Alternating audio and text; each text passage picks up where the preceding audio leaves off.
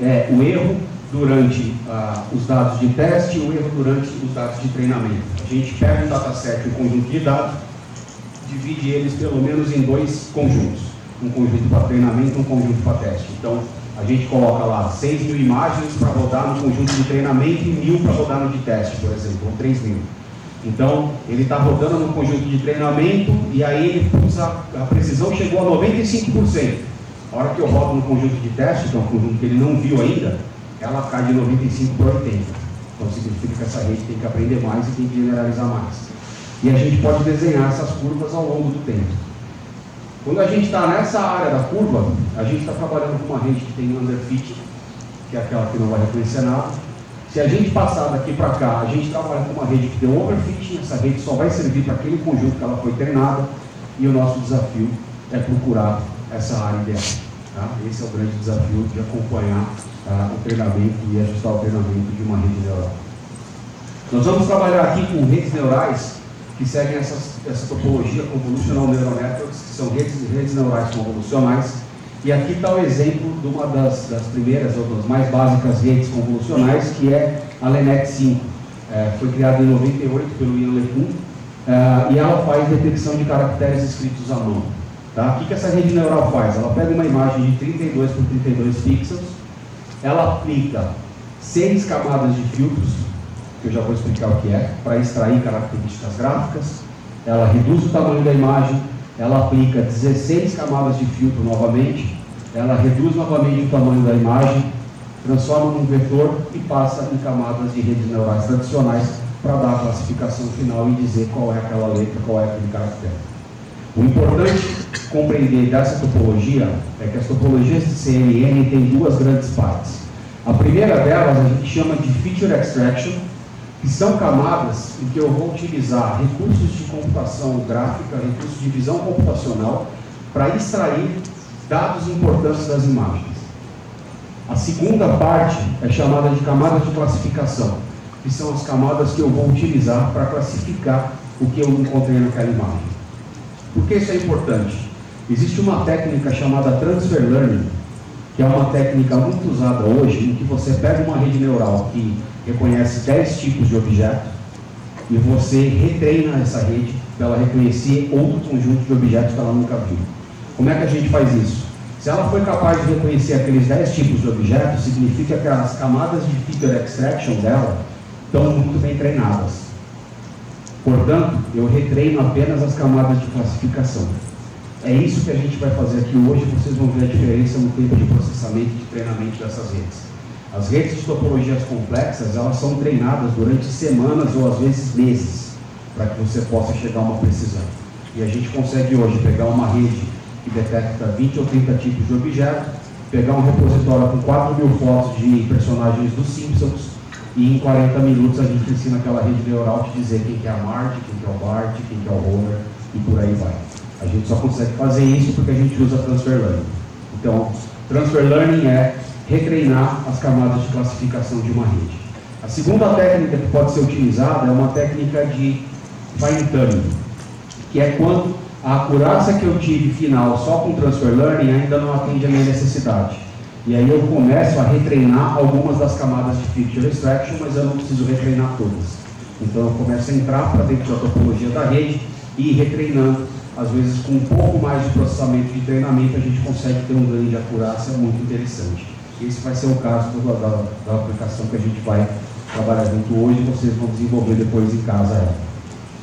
Esses filtros de imagem são image kernels, que eles na verdade são multiplicações matriciais que você faz com pixels de uma imagem. Quem aqui já brincou com Photoshop, aqueles efeitos de blur, sharpen e etc. Aquilo ali é matemática pura. Você pega esse conjunto de 9 pixels que está aqui, multiplica por essa matriz que é o filtro sharpen, e esses 9 pixels te dão esse ponto. Você começa a escorregar essa janelinha para cá e você passa na imagem inteira, a gente vai ter essa imagem final. A vantagem de trabalhar com isso é que além de aplicar o filtro dentro da imagem, ele também já reduz o tamanho da imagem. Então a gente consegue compactar o tamanho da imagem ao mesmo tempo que a gente está extraindo o filtro. Existe uma técnica, se você não quiser reduzir o tamanho da imagem. E se vocês repararem visualmente, essa imagem daqui está muito mais fácil de identificar os dois olhos, o formato do rosto, a boca e o nariz. Então, são filtros como esse que são aplicados pelas redes neurais para que a gente possa ter a extração de features, e como vocês viram lá, é um conjunto muito grande de features. Quanto mais complexa a topologia da rede, mais features ela acaba aplicando.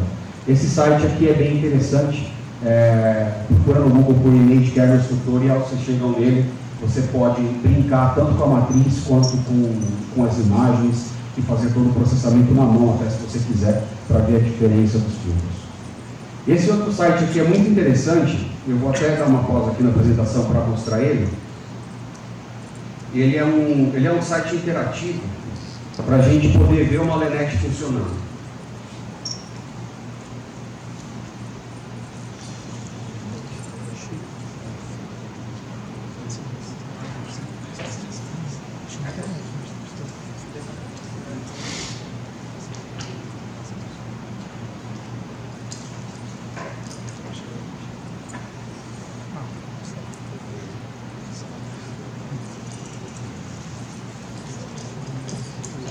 Isso eu recomendo depois, quem quiser ver na prática como ela funciona, você desenha um número aqui, eu vou desenhar um vetor, e ele está mostrando aqui, olha, o desenho que está aqui, a primeira chance dele é são 3, a segunda é são 8. Tá? A rede neural normalmente ela não te diz o que é, ela te dá um vetor de probabilidade daquele objeto pertencer àquelas classes. Tá? Então ele está dizendo, então a probabilidade grande de ser um 3 é uma probabilidade menor de ser um 8. E esse site é muito interessante porque você consegue ver visualmente cada um desses filtros que foi aplicado na rede. Tá? E inclusive fazer análise daqui para cá. Ou seja, a partir desse 3, quais foram as principais ativações que aconteceram na rede, você chega aqui, você consegue rastrear daqui da onde veio cada uma dessas ativações e começar a olhar graficamente como é que isso foi gerado através da imagem original. Reparem que a partir dessa segunda camada de aplicação de filtros, a gente já não consegue mais entender nada de como a rede neural está funcionando.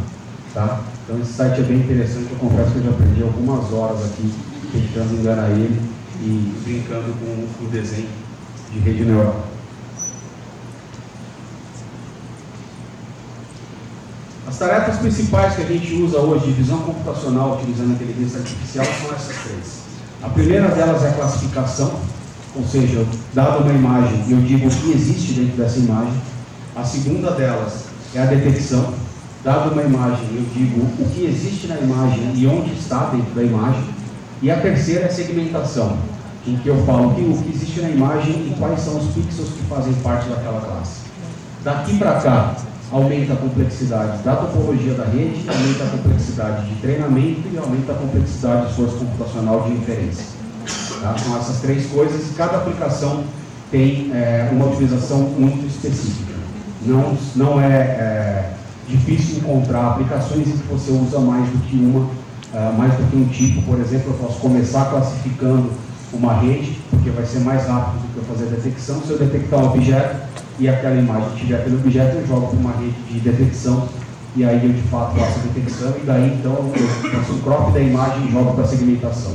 Tá? Então a ideia é tentar reduzir cada vez mais o esforço computacional e a segmentação é o mais difícil de treinar e todas elas, a gente com aprendizado supervisionado, a gente precisa ter um dataset com as informações. Tá? Então se todo mundo está achando que vai começar a trabalhar com inteligência artificial fazendo estágio, ajustando topologia, ajustando o tempo de treinamento, vocês estão terrivelmente enganados, a maioria de vocês vai começar preparando o dataset. E preparar dataset é algo tão divertido quanto, filhão, toma aqui um diretório com 10.000 imagens, tem imagem de gato, cavalo, camelo e elefante. Então você vai criar 4 pastas e vai copiar de cavalo para o cavalo, de camelo para o camelo, de elefante para o elefante. Não tem que sacanear, porque na hora do treinamento depois a gente consegue descobrir qual imagem está errada. E vai ser fácil descobrir que você colocou o camelo na pata do cavalo. Tá? Então, isso começa o dataset. Aqui eu estou dando um exemplo simples de classificação. Se for uma rede de detecção, você vai precisar abrir a imagem, desenhar o quadradinho onde está o cavalo e escrever no arquivo XML que é um cavalo. Tá? E se for de segmentação, você vai abrir o paintbrush e vai pintar os pixels do canal. Então, cada vez é mais difícil montar dataset. Qual é o grande desafio disso hoje? Para a área médica, a gente tem parceria com o INCOR em São Paulo, que faz diversas pesquisas, e os pesquisadores contaram que a grande dificuldade da área médica é que a anotação de imagens médicas tem que ser feita por médicos. Então você pega um grupo de médicos experientes, desses que têm a acurácia visual lá de 60%, 70%, e convence ele de que aquilo vai ajudar a humanidade. Ele fica movido, né, a te ajudar no projeto, lógico, você vai pagar um bom salário para ele fazer isso. E aí a gente imagina que o problema é o custo, né? E não é. Porque depois de 4 dias o médico larga o mouse e levanta e fala: bicho, eu não estudei 25 anos para ficar brincando de paintbrush. É um trabalho extremamente chato. Hoje já existem algumas técnicas, a Intel publicou recentemente um software, eu não me lembro o nome, está dentro do repositório do OpenCV, que a gente consegue fazer automação de dataset. Tá? Ajuda muito a fazer a anotação, por exemplo, em vídeo. Eu consigo dizer, o carro está no frame 1 está aqui, no frame 25 está aqui, ele faz a tripulação e ajusta os frames do meio, e aí de um vídeo de 60 frames por segundo eu consigo tirar 60 fotos para fazer um treinamento. Tá? Porque ele ajuda a fazer também, usando o OpenVINO, que é o software que eu vou falar, quase que fazer um transfer learning de uma rede para outra. Ou seja, eu pego uma rede que detecta 500 objetos, mas eu quero montar um dataset só de 3 objetos dessa rede. Então eu consigo usar essa rede original para ela me anotar o dataset para eu poder treinar uma segunda rede. Tá? Já tem ferramentas e técnicas para fazer isso e eu espero que isso cresça cada vez mais para a gente poder montar dataset. Tá? Então, se prepare, quem quiser estagiar, fazer um estágio de inteligência artificial, é bom fazer bastante exercício com o punho, porque ficar copiando arquivo, soltando em pastinha, vai dar um trabalho danado e vai chegar uma hora que vocês vão ter ódio do que vocês estão classificando. Tá? Cavalo, elefante, etc. Nunca mais vai querer no zoológico. Bom, o que a Intel tem? Qual é a necessidade da gente trabalhar hoje com inteligência artificial? No final, a demanda que a gente tem hoje como indústria é que cada vez mais as pessoas e empresas geram um volume gigantesco de dados por dia. E a gente gera esse dado, a gente transporta esse dado, a gente armazena esse dado, e isso não vai servir de nada se ele não pudesse traduzir em benefícios de negócios para todo mundo. Né? Inclusive para a gente que é usuário de algumas aplicações de inteligência artificial distribuídas. Né? Até uma das principais que todo mundo usa aqui todo dia se chama o Waze. O Waze conseguiu implementar a maior rede de IoT de sensores de carro sem instalar sensores no carro, porque cada celular de vocês é um sensor de IoT da rede do Waze. Só que o Waze tem que processar toda essa informação em tempo real. Pouco me interessa saber qual que era o tempo de chegar aqui em São José, saindo de São Paulo ontem à noite. Eu queria saber hoje de manhã e qual era a rota que eu pegava, qual estrada eu pegava, qual rua eu pegava. Então, informação diferente de outros tipos de ativo que a gente tem, ele tem validade no tempo. Ou você processa a informação durante o tempo que ela tem validade, ou você jogou dinheiro fora capturando e armazenando essa informação. E para isso a gente tem uma demanda de computação cada vez mais intensa, principalmente porque eu preciso processar esse dado sem que eu tenha que transmitir isso para algum lugar. Quando a gente começou com a IoT lá atrás, a ideia era assim, vamos tentar tudo na internet, e a cloud, que parecia um ser supremo, resolve tudo. Né? Então imagina um avião transmitindo 40 terabytes enquanto está no ar. E aí? Como é que você mantém a conectividade do avião? E isso acontece hoje. As turbinas da Rolls-Royce já tem um monitoramento que junta essa quantidade de dados grande lá nele, ele avalia isso dentro do avião em tempo real e transmite o status da turbina para a equipe de base de monitoramento da Rolls-Royce. E se o avião tem qualquer anomalia na turbina, quando ele pousa no aeroporto, já tem equipe lá preparada para tratar. Isso é até um case que a Microsoft gosta de mostrar nos eventos deles. Então, essa informação tem que ser processada no ar e ela não pode ser transmitida na mesma largura de banda. É simples, a internet não tem largura de banda se a gente for transmitir tudo quanto é dado que a gente coleta para o sensor. Então, a gente precisa processar essa informação cada vez mais perto da ponta. Quando eu for mostrar o pepino, eu vou mostrar um caso real disso. A gente, utilizando técnicas tradicionais de computação e de processamento, a gente acaba parando aqui. A gente consegue olhar os dados e ter uma descrição do que está lá. a gente consegue ter um diagnóstico para entender mais ou menos o que aconteceu para aqueles dados ficarem daquele jeito, mas o que importa é fazer análise preditiva, prescritiva e cognitiva, que é o que a gente vai conseguir prever, entre aspas, no futuro. Então, se eu sou dono do supermercado, eu não quero saber o que compraram até a noite, eu quero saber o que vão comprar amanhã à noite, para eu poder organizar a minha loja para que as pessoas comprem mais daquilo, encontrem o que elas querem e o mais legal, que elas comprem o que eu quero, que elas comprem, que eu vou colocar do lado. Existe um caso tradicional aí dos anos 90, 2000, do Walmart, que descobriu que, não lembro se era terça ou quarta-feira à noite, homens entre 30 e 45 anos iam comprar fralda descartável, certo? Ele foi um dos primeiros casos de analytics que foi feito de Big Data na época, né? O que os caras fizeram? Fizeram um piloto numa loja e enfiaram uma pilha de cerveja e uma pilha de salgadinho do lado da pilha de fralda. Adivinha? Bombaram a venda de cerveja e salgadinho junto com o dinheiro que o cara ia comprar fralda. Então, esse é o dado que é importante, é por isso que as empresas pagam para ter todo esse processamento. A AI, então, se divide basicamente nesses ramos, é uma área gigantesca, a gente tem machine learning, tem deep learning, e o treinamento de inteligência artificial basicamente é isso, a utilização, na verdade. Existe a etapa de treinamento, que foi o que eu já falei para vocês, aqui eu tenho a minha rede lá, que eu estou alimentando, então eu coloco lá a foto do morango, e ela fala, é uma bicicleta, você errou, vamos lá, ajustar os pesos novamente, eu fico nesse loop até que eu tenha a acurácia necessária, e quando o meu modelo está treinado e está pronto, eu parto para o segundo momento de consumo disso, que é o que se chama inferência, onde eu de fato vou começar a alimentar a rede com dados que ela nunca viu, e ela vai me dar a classificação adequada dessa informação. Até 2 anos e meio atrás, tudo isso acontecia dentro do data center. Hoje, cada vez mais, a inferência está indo para a ponta, para ser feita no momento e no local em que o dado é capturado. Alguém aí gosta de drone? Os drones da DJI fazem inferência no ar, hoje usando uma VPU da Intel, que é uma Video Processing Unit, é um acelerador específico para processar um streaming de vídeo com uma rede neural, e ele precisa fazer isso no ar, porque ele tem que desviar de obstáculos, ele tem que fazer detecção de pessoas. Os drones da DJI, a maioria, alguns modelos, né?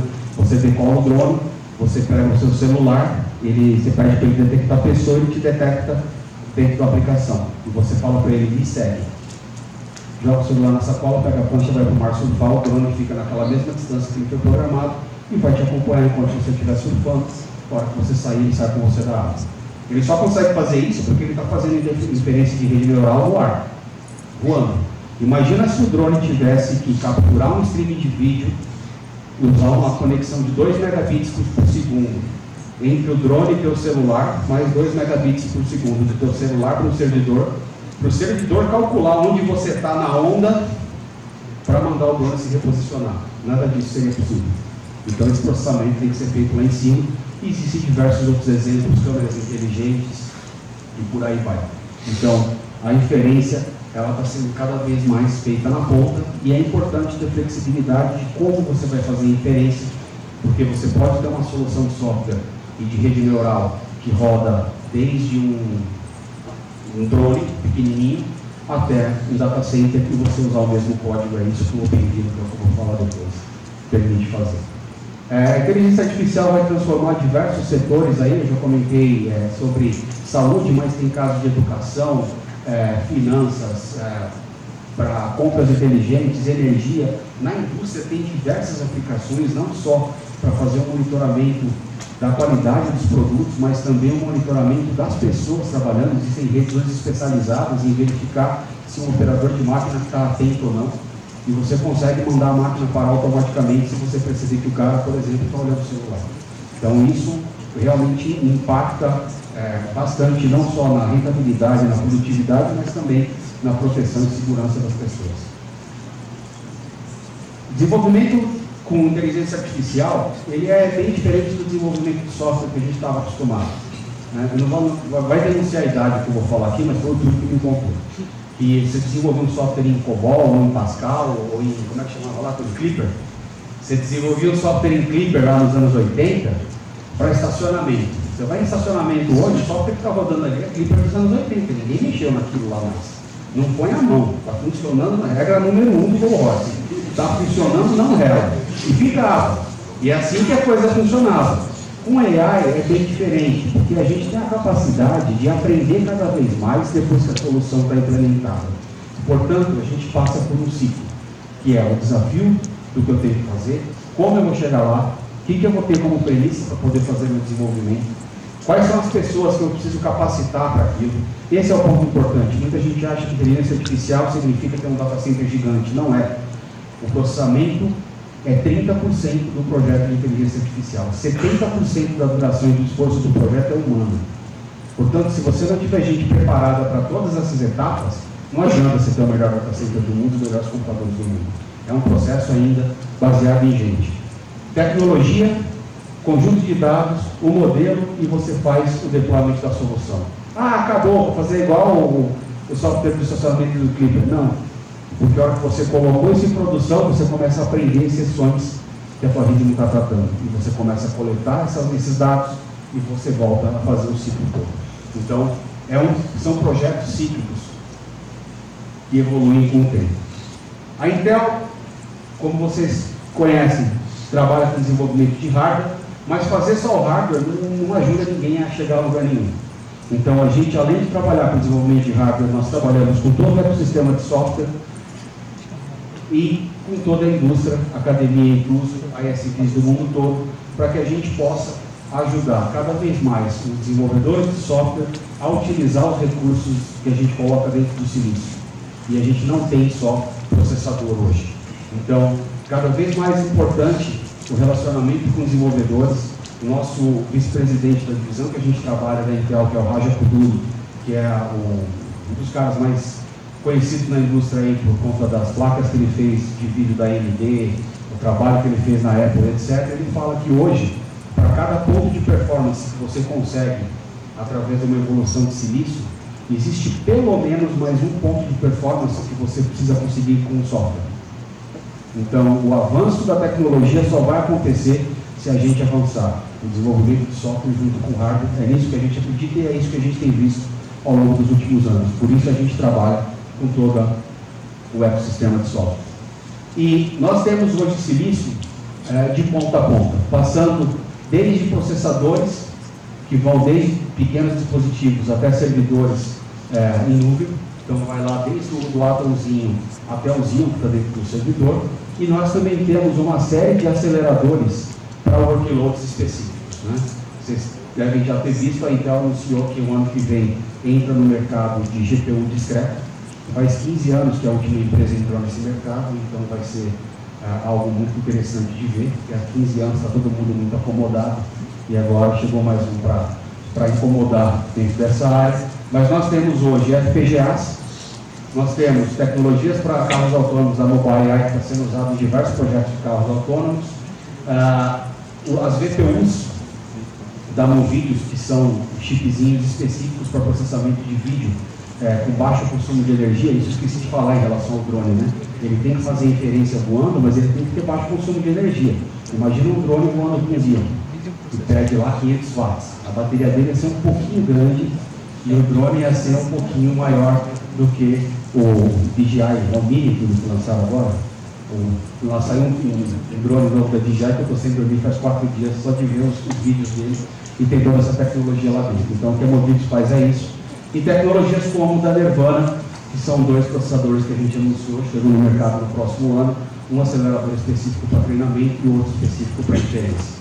Então, nós temos hoje muito mais do que só CPUs. A gente tem dispositivos para fazer processamento escalar, vetorial, matricial e todo o processamento que a gente precisa. E esse é o desafio, como é que eu vou desenvolver software para esse track todo, sem ter que reescrever o software cada vez que eu vou utilizar um tipo de hardware novo.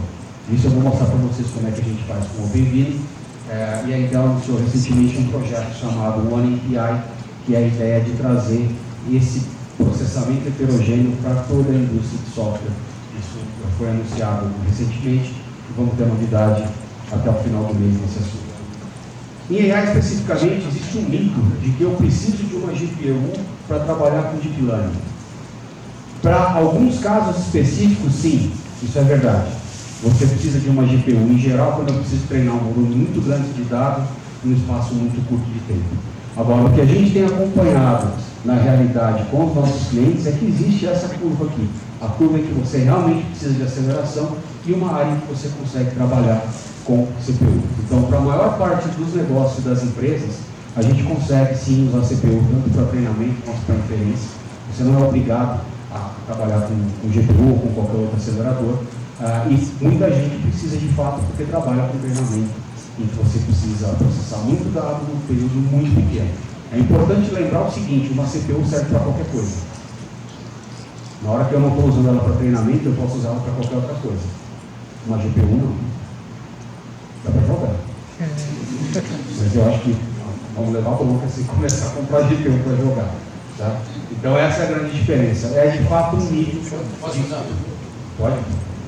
Mas aquela tecnologia de main cores da Intel, as KNLs, por exemplo, tinha 70, e aquilo ali, a Nirvana vai ser main core também ou não? A Nirvana, eu compartilhei um artigo no LinkedIn antes de ontem, contando como é que é a arquitetura do Nirvana. É uma arquitetura completamente diferente de uma CPU. É um tipo de computação diferente, é um acelerador. É um main core também, que vai ter Ela tenta replicar no hardware todas as características que você precisa para processamento de rede neural.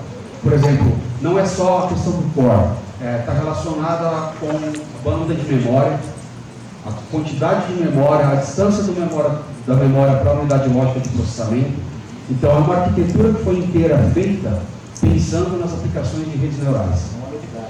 É uma novidade, é um bicho novo. Né? Na realidade é o seguinte, a gente hoje, estava conversando hoje à tarde com o professor, a gente hoje, por mais que evolua o CPU e etc., a gente continua fazendo computação com o mesmo paradigma computacional da década de 50. Eu tenho um volume de dados gigantesco aqui, eu tenho uma unidade central de processamento e eu tenho um broker de saída.